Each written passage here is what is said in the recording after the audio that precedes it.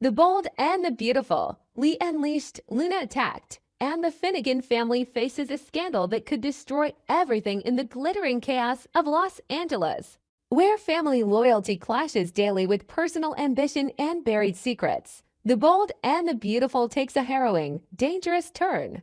The week begins with whispers, but by the time the sun sets on Friday, a full-blown public scandal erupts that sends shockwaves through the Finnegan family, fractures reputations, and threatens to end the career of one of the most respected doctors in the B&B universe. Dr. Lee Finnegan has always walked the line between icy discipline and maternal devotion. As a world-class surgeon, she's handled life and death stakes with steely focus. But something in her snapped, and the whole world saw it. It starts with a confrontation that was never supposed to happen in public. Lee has been seething ever since the truth about Luna Nozawan, her alleged past with Will Spencer, began to surface. She kept her silence for days, maintaining the mask of professionalism. But when Luna appeared outside a downtown gala, smiling for photographers and trying to salvage her reputation, Lee lost control. No one expected Lee to be there. She wasn't on the guest list. She wasn't scheduled for any public appearance. But the second she saw Luna posing in front of cameras, laughing with reporters, the dam broke. And in full view of paparazzi lenses, Lee lunged. The scene was immediate and chaotic. Screams, flashes, a shove, a fist. Luna stumbled backward, barely able to register what was happening before Lee grabbed her by the collar and slammed her against a parked car. Photographers captured it all. One angle showed Lee's hand on Luna's throat. Another caught Luna's expression check, fear, disbelief. Security intervened, but not fast enough. The footage went viral before the blood dried on Luna's lip. And with it came the backlash. Finn, caught completely off guard, finds himself trapped in a war with no sides to pick. On one end is Lee, the woman who raised him, sacrificed for him, loved him in the only way she knew, harsh but unwavering. On the other is Luna, a young woman biologically tangled in the web of Sheila Carter's legacy.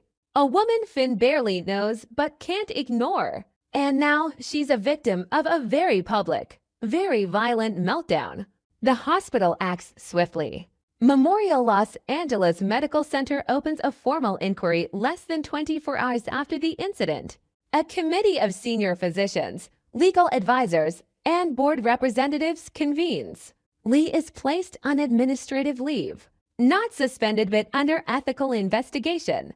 The committee issues a statement: all medical professionals are held to the highest standard, in and out of practice. Allegations of violent behavior, regardless of circumstance, are taken with the utmost seriousness. Behind closed doors, the whispers turn into screams. Some board members want Lee's license revoked immediately. Others argue for patience. Her record is spotless. Her surgical success rate is unmatched. But none of that changes the fact that the world saw her hands around a patient's neck. And in a hospital built on trust, one moment of violence can erase decades of honor. The Ethics Committee schedules a formal hearing. Lee will have to defend her actions under oath in front of colleagues, mentors, rivals, and the media. It's not just a formality. It's a trial that could end her career. Back home, the damage deepens. Finn tries to speak with her, but Lee refuses. She had it coming, she spits. You weren't there. You don't know what she did. Finn argues that nothing justifies a physical assault, especially from a doctor. Lee scoffs. You don't understand because you don't know what it's like to fight for everything, only to watch someone disgrace it. Finn doesn't know if she means Luna, or Sheila, or herself. Jack Finnegan, quiet for most of the crisis, finally steps in. He tries to talk sense into Lee, reminding her of what's at stake: her license, her legacy, the family name. But Lee lashes out, accusing Jack of abandoning her when she needed him most. You let Sheila into our lives, she says. You let that madness in. And now her bloodline is poisoning everything. That bloodline. That's the thread no one wants to pull, but it won't go away. Luna's biological ties to the Sheila Carter tree cast a long shadow over every conversation. Some hospital officials are already speculating that Lee's attack was premeditated, a way to eliminate a threat before it grew. It's a dark theory, but it gains traction when an anonymous staffer leaks a photo of Lee reviewing Luna's confidential personnel file days before the attack. The photo lands on the front page of fashion blogs and medical newsletters. The headline reads, "Doctor or Predator?" The collapse of Lee Finnegan. Finn is now being questioned to not formally, but socially. Colleagues avoid eye contact. Some patients request new physicians. The line between personal and professional has blurred in ways that are impossible to undo. Finn meets with the hospital administrator, who tells him in private, "You're not under investigation, but this storm touches everyone. If it gets worse, your future here could be affected too." Meanwhile, Luna retreats. Her bruises fade, but her emotional wounds don't. She's pulled from the design floor at Forrester. Steffi, back from Europe and facing a company drowning in crisis, orders Luna to take a leave of absence. "For your safety," she says. But Luna knows it's about optics. Her presence is a liability. She moves in with Hope, who becomes one of her few defenders. Hope urges her to file charges, to make a public statement, but Luna is torn. "If I press charges, they'll say I'm exploiting it. If I stay silent, I let her win." She stares at the viral photo of Lee's hand around her neck. They already chose sides. Then comes the summons. Lee is to appear before the California Medical Licensing Board for a formal disciplinary hearing. Not just a hospital ethics committee, but a state-level board. The worst-case scenario: permanent revocation of her license. The hearing room is packed.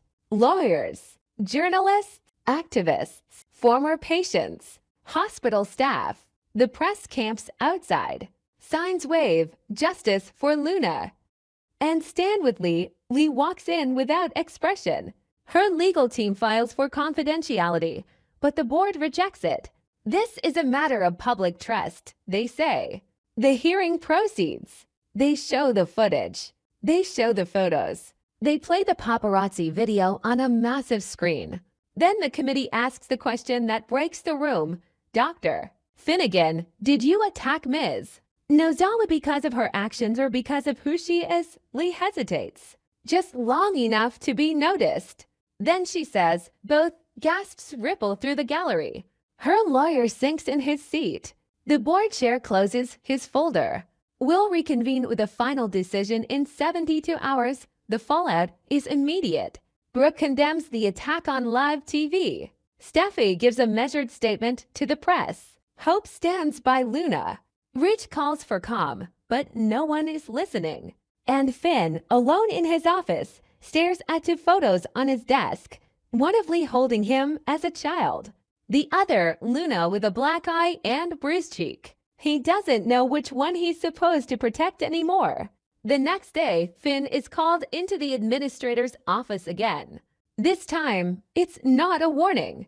It's a choice. They tell him the board's recommendation will likely go public.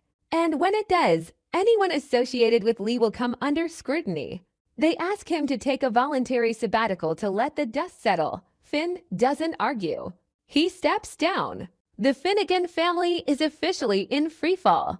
One act of rage, captured on camera, has ignited a fire that might consume everyone tied to it.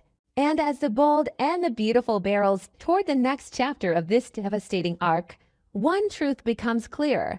Forgiveness might heal a wound, but the public never forgets what goes viral. And in this family, every secret leaves a scar. The bold and the beautiful, Luna's fallout, Sheila's loyalty, and the power struggle at Al Giardino that could change everything in the wake of escalating scandal. The bold and the beautiful unleashes another high-stakes emotional storm, this time centered on Deacon Sharp, Sheila Carter, and the crumbling foundation of Al Giardino, once a neutral ground, now a battleground. After Luna's public implosion, accusations, and the violent rift between her and Lee, everything begins to unravel, first behind closed doors, then in full view of LA's watchful eyes. The consequences reach far beyond fashion, family, or fame. They hit where it hurts most: love, loyalty, ownership, and survival. It begins with Deacon watching the headlines explode. Footage of Lee attacking Luna circulates like wildfire. The scandal breaks into the press, and suddenly, Il Giardino becomes a magnet for paparazzi, activists, and nosy diners. Sheila tries to brush it off. People love Dermaid'll blow over, she says. But Deacon knows better. And when Sheila begins visiting Luna more frequently, defending her, doubling down on support in public and private, Deacon hits a breaking point. He tells Sheila the truth raw, direct, uncompromising. You want to play Grandma of the Year? Fine. But not on my time, and not in my house. Il Giardino isn't a sideshow. Either you're with this family, this life, this business, or you're not. He doesn't yell. He doesn't threaten. But he draws a line. One Sheila wasn't ready for. For the first time in a long time, Sheila Carter is speechless. She thought Deacon knew who she was. She thought they were past ultimatums. But now it's here. Her marriage or her blood. Her love for Deacon or her loyalty to Luna. One has to give. And Sheila, true to form, chooses Luna. She insists it's not a betrayal. She's family, Deacon. She's just a kid, and the world's trying to crush her for one mistake. But Deacon sees it differently. No, he says. She's a scandal magnet. And she's dragging us all down with her. Sheila storms out, furious, hurt, but determined. Days later, Deacon announces they're taking a temporary separation. The headlines write themselves. Il Giardino power couple splits amid family drama. But the real drama brews behind the kitchen doors. With Sheila gone and Deacon stretched thin, a silent vacuum opens and someone is already moving to fill it. Enter Justin Barber, freshly realigned with Bill Spencer, and back with a vengeance. Justin's been quietly watching Il Giardino for months. He knows the business is under stress. He knows Sheila's volatility is bad for brand value. And he knows Deacon's smart, skilled, but not untouchable. So he makes a move. Through a shell company backed by Spencer Publications, Justin approaches Deacon with a proposition masked as salvation, an investment offer to stabilize operations, modernize the kitchen, expand delivery, and give Il Giardino the cash it needs to survive the storm. It's clean, it's sharp, and it comes with one clause. Spencer gets decision-making influence on branding, PR, and long-term direction. Deacon doesn't trust it. Bill Spencer doesn't make deals unless he owns the outcome.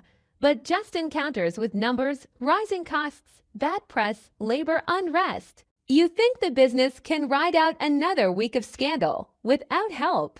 This place is bleeding. It's not a threat. It's the truth. Meanwhile, Sheila gets wind of the offer. She storms back into Il Giardino to fix the marriage, but to stop what she calls a hostile takeover. You sell to Spencer, you hand this place to the enemy, she spits. You think they'll let you keep control. They'll get this place and slap their logo on the menu. Deacon's had enough. You walked out the moment I needed you. Now you don't get to weigh in. The argument turns ugly. Staff hears every word. Sheila screams that Deacon's betraying family. Deacon fires back that Sheila has no idea what family means. She shoves a table. Glass shatters. Security is called. She's escorted out. The next morning, TMZ leaks the video. Sheila Carter ejected from Il Giardino. Again. The restaurant becomes a meme, a punchline. And still, Deacon doesn't blink. He signs the papers. Spencer Publications is now a silent partner in Il Giardino. Deacon gets enough money to expand the restaurant's reach and buffer the brand against the PR fallout. But what he doesn't get is peace. Because Spencer doesn't stay silent for long. Bill himself walks through the doors 2 days later. He doesn't congratulate Deacon. He congratulates himself. You just handed me the last neutral territory in this town, he says. And you can bet I'm going to use it. Deacon realizes Tilatithis wasn't about restaurants or food. It was about control. Now Il Giardino, once a safe space for all, becomes a chess piece in Spencer's next play. Bill starts hosting power lunches at the VIP table. Journalists, politicians, designers. Rumors swirl that he wants to launch a lifestyle brand, and Il Giardino is step one. He renames the patio the Spencer Garden, adds a dress code, converts the private dining room into a media suite, and subtly, without a single public announcement, turns Deacon into a frontman without real authority. Deacon fumes, but the papers are signed. There's no going back. The only way out would be to buy Spencer out, and he doesn't have the capital. Not now. Sheila, watching from a distance, sees everything unfold. And for once, she doesn't move. She doesn't retaliate. She just waits. Because she knows Deacon. And she knows that the moment he feels caged, he'll start looking for an exit. And when he does, he'll come back to her. But Sheila isn't alone anymore. Luna, still recovering, becomes her new shadow. And Sheila, for all her chaos, begins grooming her not as a victim, but as a weapon. They'll never love you, Luna. Not really. But they will fear you. And fear is power. Luna hesitates. But she listens. Deacon, meanwhile, begins to drown in Spencer's strategy meetings. Menu overhauls. Price restructuring. Staff morale hits rock bottom. Patrons complain the soul of Il Giardino is gone. And late one night, alone in the bar, he sees a news segment announcing Spencer's next acquisition, a boutique hotel. The message is clear. Bill Spencer is building an empire, and Il Giardino was only the first brick. Deacon finally understands what's happening. And he knows one thing for certain: didn't build this place just to become someone's puppet. He goes back to the original lease, the original paperwork, looking for a loophole, a way out. But while he digs, Bill moves faster. He invites a new face into the business, a young, trendy restaurateur with a celebrity following and a podcast empire. The announcement: Il Giardino is rebranding. New name, new direction. New leadership. Deacon is being phased out. And just like that, the man who turned a crumbling cafe into a community cornerstone is being written out of his own story. Unless he does something reckless. Unless he burns it all down. Unless he calls Sheila. Which he does. 3 rings. Then her voice, "I knew you'd call." The bold and the beautiful has never been more volatile. And with every alliance broken, every deal signed, every betrayal sealed in ink, it's clear that the era of quiet drama is over. Now it's war. And the battlefield is a restaurant.